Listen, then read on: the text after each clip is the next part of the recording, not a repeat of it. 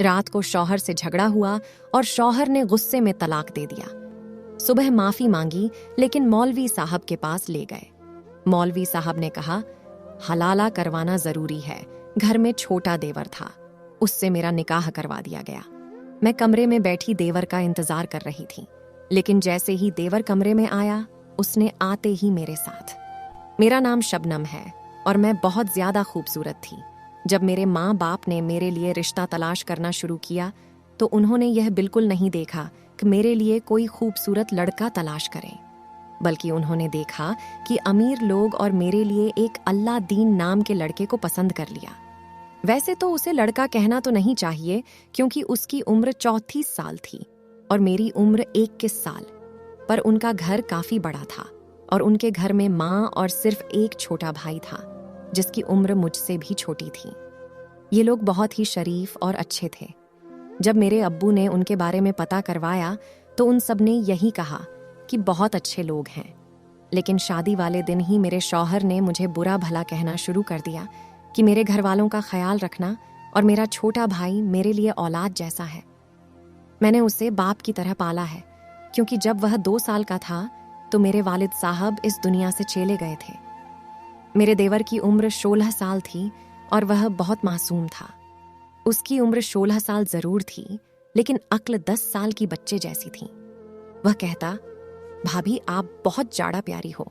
मुझे तो पता ही नहीं था कि मेरी भाभी इतना प्यारी होंगी। मेरे लिए अक्सर अपने स्कूल से कुछ ना कुछ लाया करता था। मुझे अपनी मोबाइल बहुत कुछ दिखाया करता था और मेरे पास मजाकिया चीजें भी भेजता था। उसका नाम जाकिर था। मेरी जिंदगी अच्छी से जा रही थी, लेकिन मेरे शौहर के अंदर मेरी एहसास की कमी होने लगी, क्योंकि जब हम दोनों किसी शादी में जाते थे तो लोग कहते थे, कितनी प्यारी इसकी बीबी है, तुम्हारी तो किस्मत चमक गई। मेरे शौहर के एक दोस्त ने तो मजाक में यह भी कह दिया कि लंगूर की हाथ अंगूर लग गई है। मेरे शौहर ने तो उस टाइम मुस्कुरा दिया, लेकिन बाद में उसका मूड खराब हो गया।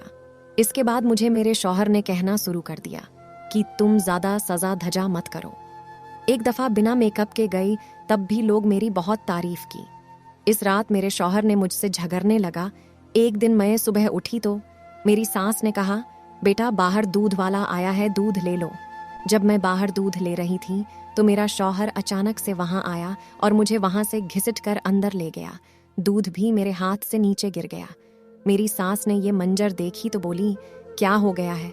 मैंने भेजा था उसे दूध लेने को। फिर उसने कहा, आपने क्यों भेजा था? इतनी प्यार लाडकी को बाहर? सुबह सुबह दूध वाले का नियत खराब रहती है। मेरे शौहर ने कहा कि आज से तुम बुर्का पहन कर रहोगी। तभी मेरी सास ने कही, हमारी खानदान में आज से पहले कोई नहीं बुर्का पहना है। जो तुम इसे पहना रहे हो ठीक है, वह हिजाब करती है, इतना ही काफी है। लेकिन मेरे शौहर ने कहा, नहीं, ये पूरा बंद बुर्का पहनेगी तभी बाहर निकलेगी। मेरे शौहर ने धीरे धीरे मुझे डांटना शुरू कर दिया था। एक दिन ऐसा हुआ कि मेरी सास ने कहा कि मैं उम्रा करने के लिए जा रही हूँ। मैं सोची थी छोटे बेटा की शादी करूंगी, तब उसके बाद उम्रा के लिए जाऊंगी। छोटा बेटा अभी बहुत छोटा है, इसकी शादी में अभी बहुत टाइम है। मैंने अपनी सास को विदा कर दिया। मेरे शौहर ने मुझे कहा, तैयार हो जाओ, शाम को पार्टी में जाना है। सब लोग अपनी अपनी बीबियों को लेकर आ रहे हैं। मैं थोड़ा बहुत तैयार हो गई, लेकिन जब पार्टी में गई तो सबका नजर मुझ पर ही थी। यहाँ तक कि मेरे शौहर के बॉस ने भी मेरी तारीफ की। मेरे शौहर को बहुत ही गुस्सा आ रहा था। दोस्तों, इसका पार्ट 2 बहुत जल्द लाऊंगा, आप देखना नहीं भूलिएगा।